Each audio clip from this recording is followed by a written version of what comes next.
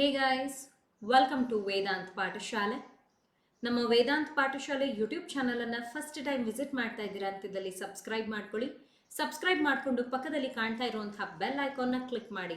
ಆಗ ನಮ್ಮ ಚಾನಲ್ನ ಕಡೆಯಿಂದ ಅಪ್ಲೋಡ್ ಮಾಡುವ ಎಲ್ಲ ಸೆಷನ್ಸ್ ನಿಮಗೆ ನೋಟಿಫೈ ಆಗುತ್ತೆ.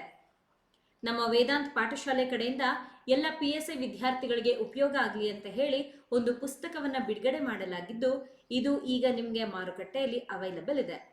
ನೀವು ಕೂಡ ಮುಂಬರುವಂಥ 402 PSI ಪರೀಕ್ಷೆಗೆ ತಯಾರಿಯನ್ನು ನಡೆಸ್ತಾ ಇದ್ದೀರಾ ಅಂತಿದ್ದಲ್ಲಿ ಈ ಪುಸ್ತಕ ನಿಮಗೊಂದು ಸೋರ್ಸ್ನ ರೀತಿಯಲ್ಲಿ ಸಹಾಯವನ್ನು ಮಾಡುತ್ತೆ. ಪುಸ್ತಕವನ್ನು ಖರೀದಿ ಮಾಡೋದಕ್ಕೆ ಇಲ್ಲಿ ಕಾಣ್ತಾ ಇರುವಂಥ ಮೊಬೈಲ್ ಸಂಖ್ಯೆಗೆ ನೀವು ನಿಮ್ಮ ವಿಳಾಸವನ್ನು ವಾಟ್ಸಪ್ ಅಥವಾ ಟೆಲಿಗ್ರಾಮ್ ಮುಖಾಂತರ ಕಳಿಸಬಹುದು. ಇಂಡಿಯಾ ಪೋಸ್ಟ್ ಮುಖಾಂತರ ಪುಸ್ತಕವನ್ನು ನಿಮ್ಮ ವಿಳಾಸಕ್ಕೆ ತಲುಪಿಸ್ತೀನಿ. ನಮ್ಮ ಪುಸ್ತಕ ಈಗ ಸಪ್ನಾ ಬುಕ್ ಹೌಸ್, ಕರ್ನಾಟಕದ ಯಾವುದೇ ಸಪ್ನಾ ಬುಕ್ ಹೌಸ್ ಅಲ್ಲಿಗೆ ಹೋದಾಗ ನಿಮಗೆ ನಮ್ಮ ಈ ಪುಸ್ತಕ ಅವೈಲಬಲ್ ಇರುತ್ತೆ. ಆ್ಯಂಡ್ ಇದಲ್ಲದೆ ಅಮೆಝಾನ್, ಫ್ಲಿಪ್ಕಾರ್ಟಲ್ಲೂ ಕೂಡ ಈಗ ನಮ್ಮ ಪುಸ್ತಕ ಅವೈಲಬಲ್ ಇದೆ. ನೀವು ಹೇಗೆ ಬೇಕಾದರೂ ಖರೀದಿ ಮಾಡಬಹುದು. ಇವತ್ತಿನ ನಮ್ಮ PSI ಟ್ರಾನ್ಸ್ಲೇಷನಲ್ಲಿ ನಿಮ್ಮ ಜೊತೆಲಿ ಡಿಸ್ಕಸ್ ಮಾಡೋದಕ್ಕೆ ನಾನೊಂದು ಪ್ಯಾರಾಗ್ರಾಫನ್ನು ತೊಗೊಂಡು ಬಂದಿದ್ದೀನಿ. ಬನ್ನಿ ನೋಡೋಣ ಏನಿದೆ ಅಂತ. ಅದಕ್ಕೂ ಮುನ್ನ ನಮ್ಮ ವೇದಾಂತ್ ಪಾಠಶಾಲೆ ಯೂಟ್ಯೂಬ್ ಚಾನಲ್ನ ಕಡೆಯಿಂದ ಯಾರೆಲ್ಲ 402 PSIಗೆ ಪರೀಕ್ಷೆಗೆ ತಯಾರಿಯನ್ನು ನಡೆಸ್ತಾ ಇದ್ದೀರಾ ನಿಮಗಾಗಿ ಅಂತ ನಾನು ಇವತ್ತಿನಿಂದ ಟಾರ್ಗೆಟ್ 402 PSI ಟ್ರಾನ್ಸ್ಲೇಷನ್ ಕ್ಲಾಸಸ್ಸನ್ನು ಪ್ರಾರಂಭ ಮಾಡ್ತಾ ಇದ್ದೀನಿ. ಸೊ ಹೀಗೆ 402 PSIಗೆ ಕಾನ್ಸಂಟ್ರೇಟ್ ಮಾಡಿ ಪ್ರಾರಂಭ ಮಾಡ್ತಿರುವಂಥ ಮೊದಲನೇ ತರಗತಿ ಇದಾಗಿದೆ. ಈ ರೀತಿಯಲ್ಲಿ ನಿಮಗೆ ಕ್ಲಾಸಸ್ ಅಪ್ಲೋಡ್ ಆಗ್ತಾ ಹೋಗುತ್ತೆ. ಮಿಸ್ ಮಾಡದೆ ಎಲ್ಲ ಕ್ಲಾಸಸ್ಸನ್ನು ಕೂಡ ವಾಚ್ ಮಾಡಿ. ಒಂದಿನ ಇಂಗ್ಲೀಷ್ ಟು ಕನ್ನಡ ಟ್ರಾನ್ಸ್ಲೇಷನ್ ಇದ್ದರೆ ಒಂದಿನ ಕನ್ನಡ ಟು ಇಂಗ್ಲೀಷ್ ಟ್ರಾನ್ಸ್ಲೇಷನ್ ಇರುತ್ತೆ. ಇದಲ್ಲದೆ ಪ್ರಿಸಿ ರೈಟಿಂಗ್ ಸಂಬಂಧಿಸಿದ ಹಾಗೂ ಕೂಡ ನಾನು ಸೆಷನ್ಸನ್ನು ಮಾಡಿಕೊಡ್ತೀನಿ. ಆ್ಯಂಡ್ ಅದು ಕೂಡ ಇದರಲ್ಲೇ ಇನ್ಕ್ಲೂಡ್ ಆಗಿರುತ್ತೆ. ಇದೆಲ್ಲ ಫ್ರೀ ಕ್ಲಾಸಸ್ ಇದ್ದು ಯಾವಾಗ ಬೇಕಾದರೂ ನೀವು ನಮ್ಮ ಯೂಟ್ಯೂಬ್ ಚಾನಲನ್ನು ಓಪನ್ ಮಾಡಿ ಸೆಷನ್ಸನ್ನು ನೋಡಬಹುದು. ಇದಕ್ಕೆ ಸಂಬಂಧಿಸಿದ ಒಂದು ಪ್ಲೇಲಿಸ್ಟನ್ನು ಕೂಡ ಒಂದು 4 ಸೆಷನ್ಸ್ ಆದಮೇಲೆ ಮಾಡ್ತೀನಿ. ಆ ಪ್ಲೇಲಿಸ್ಟ್ ಮೇಲೆ ಹೋಗಿ ಕ್ಲಿಕ್ ಮಾಡಿ ನೀವು ನೋಡಬಹುದು. ಓಕೆ, ಬನ್ನಿ ನೋಡೋಣ ಇವತ್ತಿನ ನಮ್ಮ ಟಾರ್ಗೆಟ್ 402 PSIಗೆ ಸಂಬಂಧಿಸಿದ ಮೊದಲನೇ ಸೆಷನಲ್ಲಿ ಯಾವ ಪ್ಯಾರಾಗ್ರಾಫನ್ನು ನಿಮ್ಮ ಜೊತೆಯಲ್ಲಿ ಡಿಸ್ಕಸ್ ಮಾಡೋದಕ್ಕೆ ಬಂದಿದ್ದೀನಿ ಅಂತ. ಈಗ ನೀವು ನೋಡಬಹುದು, ನಿಮ್ಮ ಮುಂದೆ ಒಂದು ಪ್ಯಾರಾಗ್ರಾಫ್ ಇದೆ. ಏನಿದೆ ಅಂತ ಓದೋಣ ಬನ್ನಿ. ಏಷ್ಯಾ ವಿಶ್ವದ ಅತ್ಯಂತ ದೊಡ್ಡ ಮತ್ತು ಜನಸಂಖ್ಯೆಯ ಹಡಗು. ವಿವಿಧ ಸಾಂಸ್ಕೃತಿಕಗಳ ರೇಖಾಚಿತ್ರ. ವಿಶ್ವದ ಅಧಿಕಾಂಶ ಜನರ ಆವರಣ ಮೇಲೆ ನಿಂತುಕೊಳ್ಳುವ ಏಷ್ಯಾ ದೇಶಗಳು ಸಾಂಪ್ರದಾಯಿಕಗಳು, ಭಾಷೆಗಳು ಮತ್ತು ಆರ್ಥಿಕ ವ್ಯವಸ್ಥೆಗಳ ಐತಿಹಾಸಿಕ ಮೊಜಾಯಿಕೆಯನ್ನು ತೋರಿಸುತ್ತವೆ. ಚೀನಾ ಹಾಗೂ ಭಾರತದ ಪ್ರಾಚೀನ ನಾಗರಿಕತೆಗಳನ್ನು ಗೌರವಿಸುತ್ತವೆ. ಜಪಾನ್ ಹಾಗೂ ದಕ್ಷಿಣ ಕೊರಿಯಾದ ಹೆಚ್ಚಿನ ಆಧುನಿಕ ಆರ್ಥಿಕ ಶಕ್ತಿಗಳಾಗಿವೆ. ಹೀಗಿದೆ. ಇಲ್ಲಿ ಒಟ್ಟು 3 ವಾಕ್ಯಗಳಿದೆ. ಬನ್ನಿ ನೋಡೋಣ ಇದನ್ನ ಈಗ ನಾವು ಇಂಗ್ಲಿಷ್ ಭಾಷೆಗೆ ಹೇಗೆ ಅನುವಾದ ಮಾಡ್ತೀವಿ ಅಂತ. ಇಲ್ಲಿ ನಮಗೆ ಮೊದಲನೇ ವಾಕ್ಯದಲ್ಲಿ ಮೊದಲನೇ ಪದವಿದೆ ಏಷ್ಯಾ. ಆಸ್ ಇಟ್ ಈಸ್ ಹೀಗೆ ಬರುತ್ತೆ, ಯಾವುದೇ ಬದಲಾವಣೆ ಇಲ್ಲ. ವಿಶ್ವದ ಅತ್ಯಂತ ದೊಡ್ಡ ಅಂತ ಕೊಟ್ಟಿದ್ದಾರೆ. ವಿಶ್ವದ ಅಂತೇನಿದೆ ತಗೊಳ್ಳಿ, ವರ್ಲ್ಡ್ಸ್, ಅತ್ಯಂತ ಮೋಸ್ಟ್, ದೊಡ್ಡ ಲಾರ್ಜ್ ಮತ್ತು ಆ್ಯಂಡ್ ಜನಸಂಖ್ಯೆಯ ಹಡಗು. ಜನಸಂಖ್ಯೆ is nothing but population. Usually ಹಡಗು ಅನ್ನೋವಂಥದ್ದನ್ನ ಶಿಪ್ ಅಂತ ನಾವು ಹೇಳ್ತೀವಿ. ಆದರೆ ಇಲ್ಲಿ ನಾವು ಮಾತಾಡ್ತಾ ಇರುವಂಥದ್ದು ಏಷ್ಯಾ ಕಾಂಟಿನೆಂಟ್ನ ಬಗ್ಗೆ. ಹಾಗಾಗಿ ಇದನ್ನು ನಾವು ಇಲ್ಲಿ ಕಾಂಟಿನೆಂಟ್ ಅಂತ ತಗೊಳ್ತೀವಿ. ಓಕೆ, ನೆಕ್ಸ್ಟ್ ವಿವಿಧ ಅಂತ ಕೊಟ್ಟಿದ್ದಾರೆ, ವೇರಿಯಸ್. ಸಾಂಸ್ಕೃತಿಗಳ ಅಂತ ಕೊಟ್ಟಿದ್ದಾರಲ್ವಾ, ಇದನ್ನು ನಾವೇನಂತ ತಗೊಳ್ಬಹುದು, ಕಲ್ಚರ್ಸ್ ಅಂತ ತಗೊಳ್ಬಹುದು. ರೇಖಾಚಿತ್ರ ಅಂದರೆ ಸ್ಕೆಚ್ ಅಂತ ಹೇಳ್ತೀವಿ. ಓಕೆ, ಸೊ ಇಲ್ಲಿಗೆ ನಮ್ಮ ವೊಕ್ಯಾಬ್ಯುಲರಿ ಮುಗೀತು. ಏನು ಹೇಳ್ತಾ ಇದ್ದಾರೆ ಅಂತ ಅರ್ಥ ಮಾಡ್ಕೊಳ್ಳೋಣ ಬನ್ನಿ. ಮಾತಾಡ್ತಾ ಇರುವಂಥದ್ದು ಏಷ್ಯಾ ಬಗ್ಗೆ. ಏಷ್ಯಾ ಏನಂತೆ, world's most largest and populous continent ಅಂತೆ. ಹಾಗೆ ಇದರಲ್ಲಿ various sketch of colours can be seen ಅಂತ ಹೇಳ್ತಾ ಇದ್ದಾರೆ. ಹಾಗಾದರೆ ಹೇಗೆ ಬರೆಯೋದು ನೋಡಿ. ಇಲ್ಲಿ ಏಷ್ಯಾ ಬಗ್ಗೆ ಹೇಳ್ತಾ ಇರೋದು, ಫಸ್ಟ್ ಏಷ್ಯಾನ ಬರಿತೀವಿ. ಅದಾದಮೇಲೆ ಇಲ್ಲಿಂದ ಇಲ್ಲಿಯವರೆಗೆ ಒಂದು ಕಂಟೆಂಟ್, ದೆನ್ ಅಲ್ಲಿಂದ ಇಲ್ಲಿಗೆ, ಹೀಗೆ ಒಟ್ಟು 3 ಭಾಗಗಳಲ್ಲಿ ಈ ವಾಕ್ಯವನ್ನು ಬರಿಬೇಕು. ವಿತೌಟ್ ಯೂಸಿಂಗ್ ಎನಿ ಫಾರ್ಮುಲಾ ಹೇಗೆ ವಾಕ್ಯ ರಚನೆ ಮಾಡೋದು ಹೇಳ್ಕೊಡ್ತೀನಿ ನೋಡಿ. ಮೊದಲನೇದಾಗಿ ಬರೀರಿ Asia. Asia is the world's most. ಇಲ್ಲಿ ಬರ್ದಾಗ ನಾನು ಏನು ಬರ್ದೆ, ಪಾಪ್ಯುಲೇಷನ್ ಅಂತ ಬರ್ದೆ. ಆದರೆ ಅದು ವಾಕ್ಯಕ್ಕೆ ಬಂದಾಗ ಪಾಪ್ಯುಲೇಷನ್ ಅಂತ ಬರಲ್ಲ, ಪಾಪ್ಯುಲಸ್ ಅಂತ ಬರುತ್ತೆ. ಅಂದರೆ ಜನಸಂಖ್ಯೆಯನ್ನು ಹೊಂದಿರುವಂತಹ ಅಂತ ಅರ್ಥ. Okay, world's most. ಒಂದು ಕೆಲಸ ಮಾಡೋಣ, ದೊಡ್ಡ ಫಸ್ಟ್ ಅದನ್ನ ಬರೆದು ಆಮೇಲೆ ವರ್ಲ್ಡ್ಸ್ ಮೋಸ್ಟ್ ಅಂತ ತಗೊಳ್ಳೋಣ. Okay, yes, Asia is the large ಅಂತ ತಗೊಂಡ್ರೆ ತಪ್ಪಾಗುತ್ತೆ. ಯಾಕೆ ಅಂತಂದ್ರೆ ಇದನ್ನ ಬಿಟ್ಟು ಮತ್ತೊಂದಿಲ್ಲ, ಅದಕ್ಕೋಸ್ಕರ ನಾವು ಇದನ್ನ ಸೂಪರ್ಲೇಟಿವ್ ಡಿಗ್ರಿಯಲ್ಲೇ ಬರಿಬೇಕು, ಲಾರ್ಜೆಸ್ಟ್ ಅಂತಾನೆ ಬರಿಬೇಕು. ಈಗ ಬರುತ್ತೆ ನೋಡಿ, ವರ್ಲ್ಡ್ಸ್ ಮೋಸ್ಟ್ ಪಾಪ್ಯುಲಸ್ ಕಾಂಟಿನೆಂಟ್ ಬರಿತಾ ಇದ್ದೀನಿ. And world's most populous continent ಕಮ್ಮ ಇದೆ, ನಾವು ತಗೊಳ್ಳೋಣ. ವಿವಿಧ ಅಂತ ಕೊಟ್ಟಿದ್ದಾರೆ, ಅಂದ್ರೆ ಇಲ್ಲಿ ವೇರಿಯಸ್ ಕಲ್ಚರ್ಸ್ ಏನಿದೆ ಅದ್ರ ಬಗ್ಗೆ ಮಾತಾಡ್ತಾ ಇರೋದು, ಅದರ ರೇಖಾಚಿತ್ರ ಅಂತ ಇಲ್ಲಿ ಹೇಳಿರುವಂಥದ್ದು. ಇದನ್ನ ಹೇಗೆ ಬರೆಯೋದು ನೋಡಿ, ಅವ್ರು ಹೇಗೆ ಕೊಟ್ಟಿದ್ದಾರೆ ನಾವು ಹಾಗೆ ಬರೆಯೋಣ. ಹೊಸದಾಗಿ ಪದಗಳ ಅಡಿಷನ್ ಇಲ್ಲಿ ಅವಶ್ಯಕತೆ ಇಲ್ಲ. ಬರಿತಾ ಇದ್ದೀನಿ. With various sketch of cultures. ಯಾಕೆ ಇಲ್ಲಿ ವಿತ್ನ ಬಳಕೆ ಮಾಡಿದ್ದೀನಿ? ಯಾಕೆ ಅಂತಂದ್ರೆ ಇಲ್ಲಿ ಅವ್ರು ನಮ್ಗೆ ಹೇಳಿದ್ದು ಮೋಸ್ಟ್ ಪಾಪ್ಯುಲಸ್ ಕಾಂಟಿನೆಂಟ್ ಅಂತ. ಜನರಿದ್ದಾರೆ ಅಂತಂದ್ರೆ ಒಂದೇ ರೀತಿಯ ಜನರು ಇರೋದಿಲ್ಲ, ಅನೇಕ ರೀತಿಯ ಜನರಿರ್ತಾರೆ. ಅವರು ಅನೇಕ ಟ್ರೆಡಿಷನ್ಸ್, ಕಸ್ಟಮ್, ಕಲ್ಚರ್ಸ್ ಅನ್ನ ಫಾಲೋ ಮಾಡ್ತಿರ್ತಾರೆ.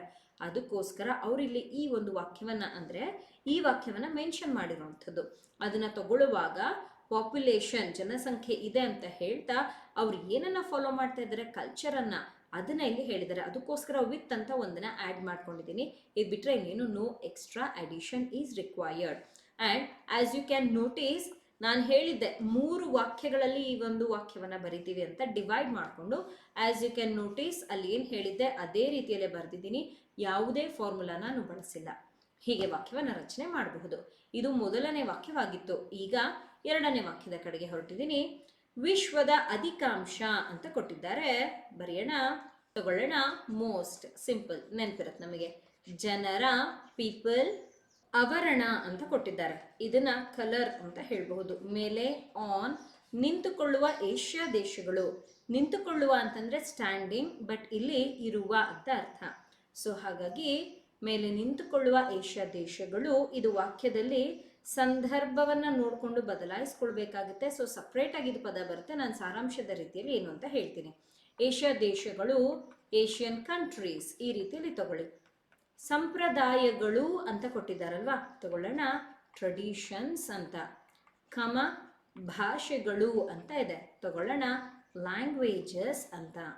ಮತ್ತು ಅಂಡ್ ಆರ್ಥಿಕ ವ್ಯವಸ್ಥೆಗಳ, ಇದನ್ನ ನಾವು ತಗೊಳ್ಬಹುದು ಎಕನಾಮಿಕ್ ವ್ಯವಸ್ಥೆಗಳು, ಸಿಸ್ಟಮ್ಸ್ ಅಂತ ಹೇಳ್ತೀವಿ. ಐತಿಹಾಸಿಕ ಅಂತ ಕೊಟ್ಟಿದ್ದಾರೆ ನೋಡಿ, ತಗೊಳ್ಳಿ ಹಿಸ್ಟಾರಿಕಲ್ ಅಂತ. ಮೊಜಾಯಿಕೆಗಳನ್ನು ಅಂತ ಕೊಟ್ಟಿದ್ದಾರೆ, ಇಂಗ್ಲಿಷ್ ಅಲ್ಲಿ ನಾವು ಮೊಸಾಯಿಕ್ ಅಂತ ಹೇಳ್ತೀವಿ. ಬರೆಯೋಣ, ಮೊಸಾಯಿಕ್, ತೋರಿಸುತ್ತವೆ, ಶೋಸ್ ಅಂತ ತಗೊಳ್ಬಹುದು. ಓಕೆ, ಸೊ ಇಲ್ಲಿಗೆ ನಮ್ಮ ವೊಕ್ಯಾಬ್ಯುಲರಿ ಮುಗೀತು. ಏನ್ ಹೇಳ್ತಾ ಇದ್ದಾರೆ ಅಂತ ಅರ್ಥ ಮಾಡ್ಕೊಳ್ಳೋಣ. ವಿಶ್ವದ ಅಧಿಕಾಂಶ ಜನರ ಆವರಣ ಮೇಲೆ ನಿಂತುಕೊಳ್ಳುವ ಏಷ್ಯಾ ದೇಶಗಳು ಅಂದ್ರೆ, ಏಷ್ಯಾ ದೇಶಗಳಲ್ಲಿ, ಏಷ್ಯನ್ ಕಂಟ್ರೀಸ್ ಅಲ್ಲಿ ಯಾರ್ಯಾರಿದ್ದಾರಲ್ವಾ, ಅಂದ್ರೆ ಜನಸಂಖ್ಯೆ ಏನಿದೆ, ಜನರೇನಿದ್ದಾರಲ್ವಾ, ಅವರು ಅನೇಕ ರೀತಿಯ, ನಾವು ಹಿಂದಿನ ವಾಕ್ಯದಲ್ಲಿ ನೋಡಿದ್ದೆ, ಇಲ್ಲೂ ಕಂಟಿನ್ಯೂ ಆಗ್ತಿದೆ, ಸಾಂಪ್ರದಾಯಿಕಗಳನ್ನ ಫಾಲೋ ಮಾಡ್ತಾರೆ, ಭಾಷೆಗಳು ಬೇರೆ ಇದೆ, ಆರ್ಥಿಕ ವ್ಯವಸ್ಥೆಗಳು ಬೇರೆ ಇದೆ. ಇವುಗಳನ್ನೆಲ್ಲ ಹೇಳುವಾಗ ಅಲ್ಲಿ ಆವರಣ ಅಂತ ಹೇಳಿ ತಿಳಿಸಿರೋ ಅಂಥದ್ದು. ಹೇಗೆ ಬರೆಯೋದು ಬರೆದು ತೋರಿಸ್ತಾ ಇದ್ದೀನಿ ನೋಡಿ. Asian countries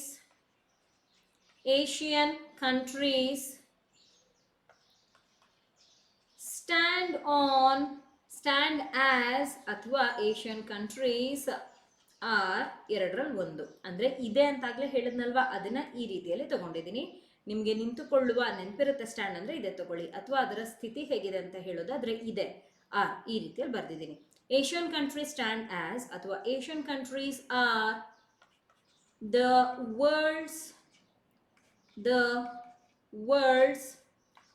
most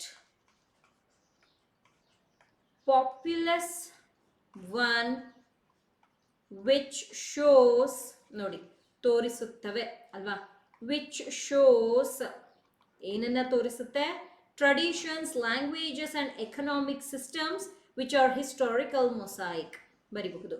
which shows traditions, languages and economic systems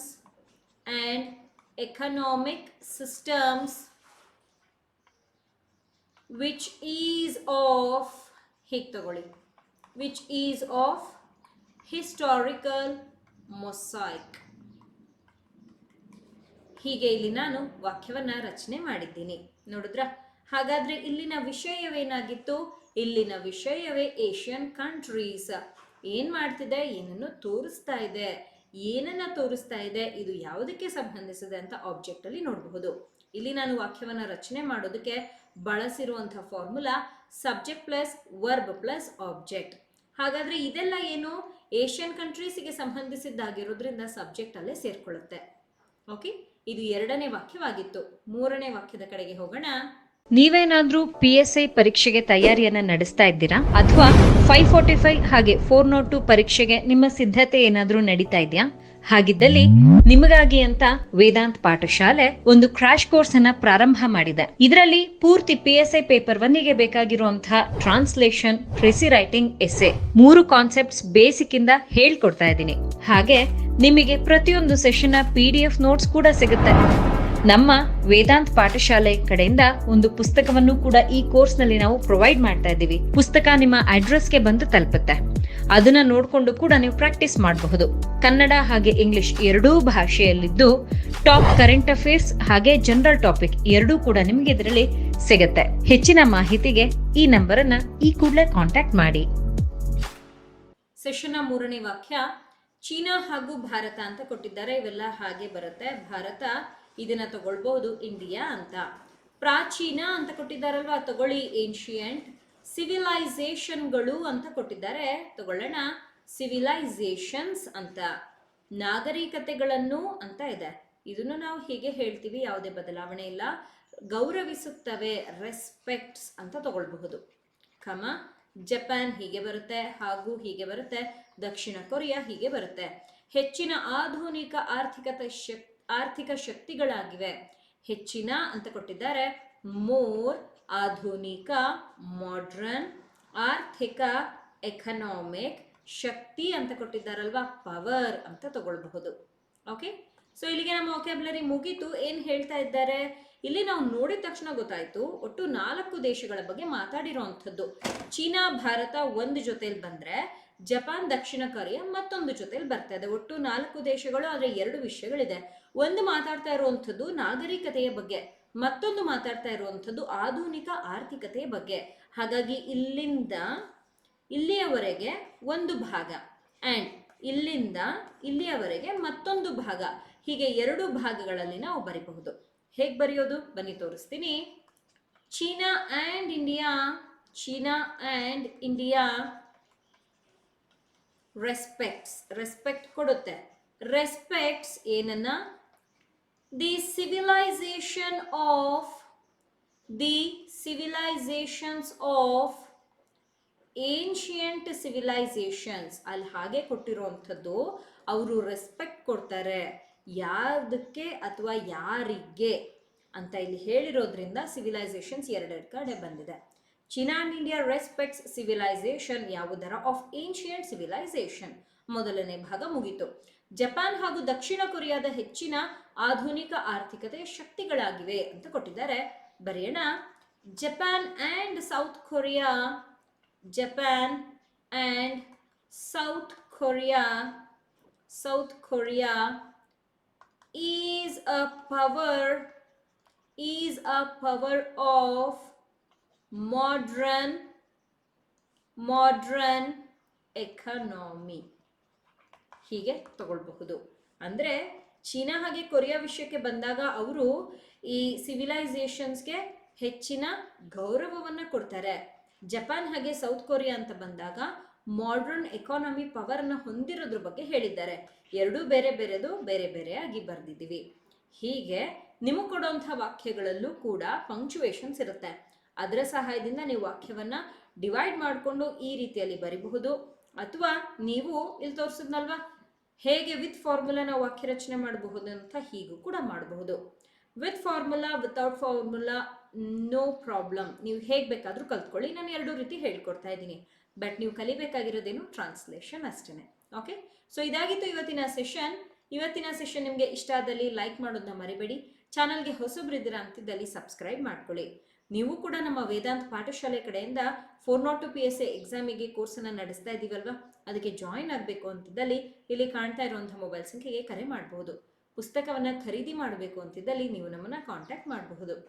ನಮ್ಮ 545ಗೆ ಸಂಬಂಧಿಸಿದ ಸೆಷನ್ಸ್ ಏನು ಮಾಡಿಕೊಟ್ಟಿದ್ದೆ ಅದರದ್ದೊಂದು ಪ್ಲೇಲಿಸ್ಟನ್ನು ರೆಡಿ ಮಾಡಿದ್ದೀನಿ. ಈಗ ಇಲ್ಲಿ ನಿಮಗೆ ಆನ್ ದ ಟಾಪ್ ತೋರಿಸ್ತಾ ಇದ್ದೀನಿ, ನೀವು ಅಲ್ಲಿ ಕ್ಲಿಕ್ ಮಾಡಿ ನೋಡಬಹುದಿದೆ. Thank you people. Happy learning.